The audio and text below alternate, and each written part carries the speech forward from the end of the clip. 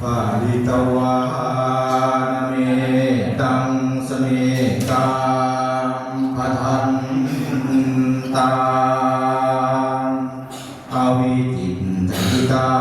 ภาติตังพนันตุสัพเพกาเมจารุเปกิริสิภรตเตจันตาลิเก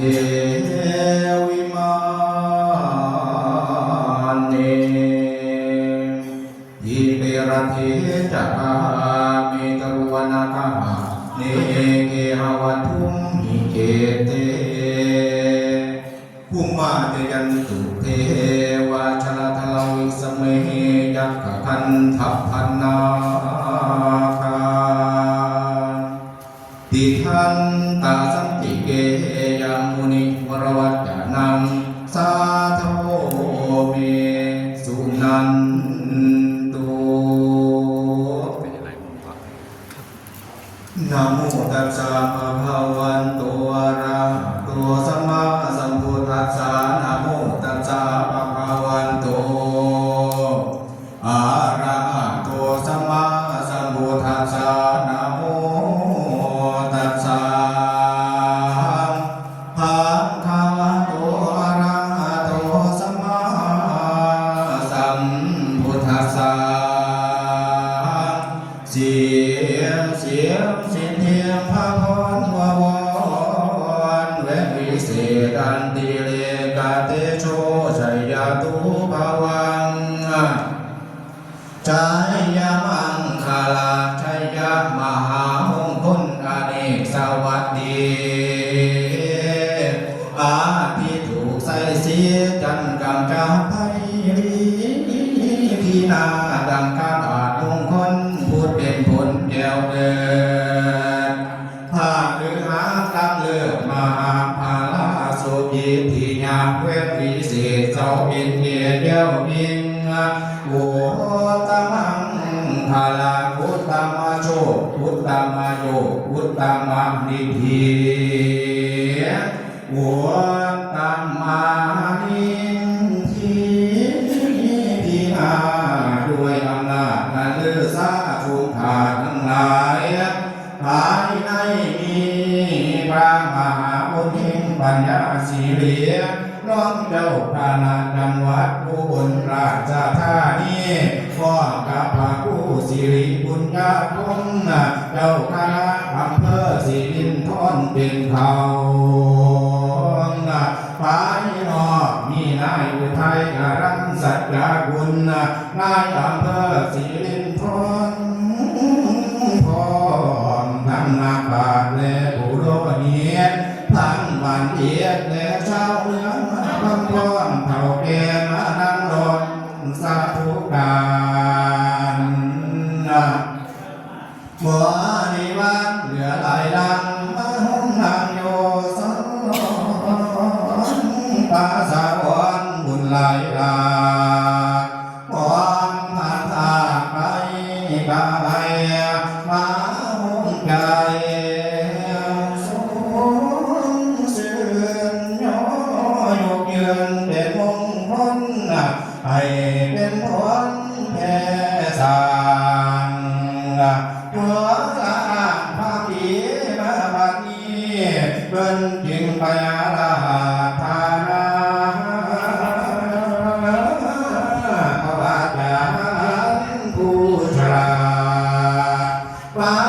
นาเดินเชิญหวนขึ้นละเสมอจอมภาษาเชิญ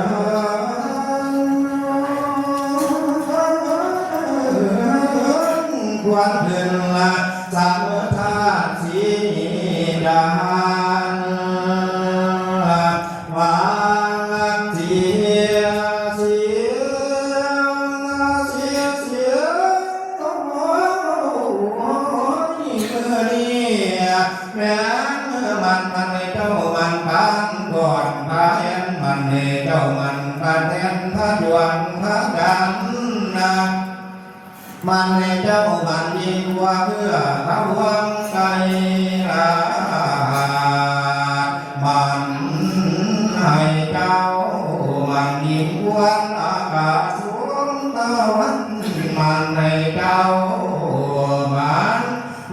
พวงพากันอาศัยซองแกงมาในเจ้ามันปานเขาพวงเดือนสามเขาปวงเดือนสี่มาในเจ้ามันยิงบัวสาวปีลูกสาวพญาแทนลูกสาวพญา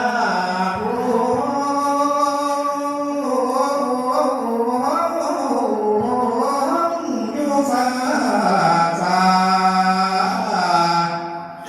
เมื่อนี้มือสาหมอเท่าว่ามือแห่งวันดีวันนี้พี่มนตาสมโตกันนีอ่านแม่น้ำตัวไม่จำละกันทันนี้หากเป็นอะไรไม่แก้วบุญนางขอแม่บุญแม่แล้วเพียงให้บัณฑิตมาสู่วันแก้วผู้เกิดกรรมบุญนั้นมีน้อยทั้งหนูน้อยแต่ละปานกลางทั้งสาวแม่เท่าระเบียนพ่อแม่พ่อลูกเก่าและนาลีทั้งเศรษฐีแร่ถวายทานตัวนาโมช่างบุญเรื่องน้ำเลือดฟ้าพึ่งเกียร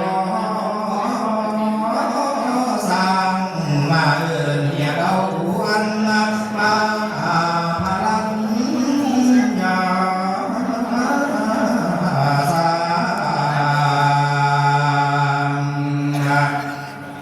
เจอเอาบุญวลาพาละนาหน่อยอ่อนเชิญโย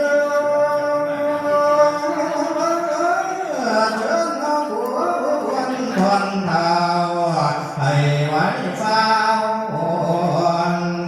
ตามาตา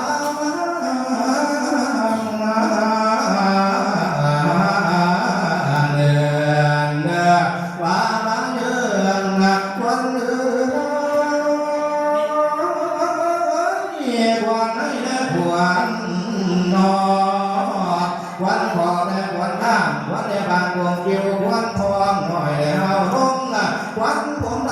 ำรู้อาจวันปากด้านแล้วเทระจาปวดตาได้ปวดอยู่ปวดนิ้วได้ปวดแขนวันขาแผ่นกลางไหลละไม่นั่นแม่นปวดหัวไก่มาสาเมื่อนี้วันนี้วันมาเยอะปวด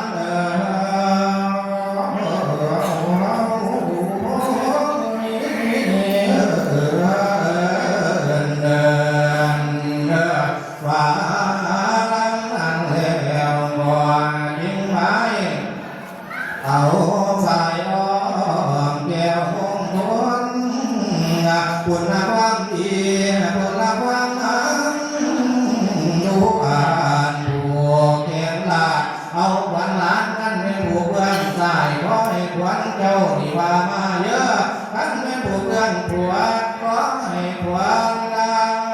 พี่น้องนี่ว่ามาเยอะคนเอ๋ยมาอยู่ในตนในตัวตาพินาทีการเพียงยาวนั้น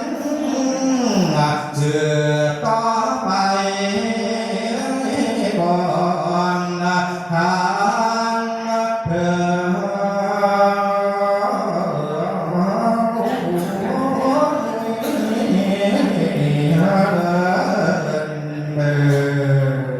สัพพุทธานุภาเวนะสัพพธรรมานุภาเวนะสัพพสังฆานุภาเวนะสัพพสุทธิภวันตุเต สพเพสตาภรตตาปเจกานันเตยันพลังกนันตานันตัตเตเชนะระคังพันธามิสัพพะโสภวตุสัพพมังคลังนันตุสัพพเทวตาจักพพุทธานุภาเวนัสสทธาสุทิภวันตุเตภวตุสัพพมังคลังนันตุสัพพเทวตาจักพธรรมานุภาเวนัสสทธาสุทิภวันตุเตภวตุสัพพมังคลังนันตุสัพพเทวตาสัพพสังฆานุภาเวนัสสทธาสุทิภวันตุ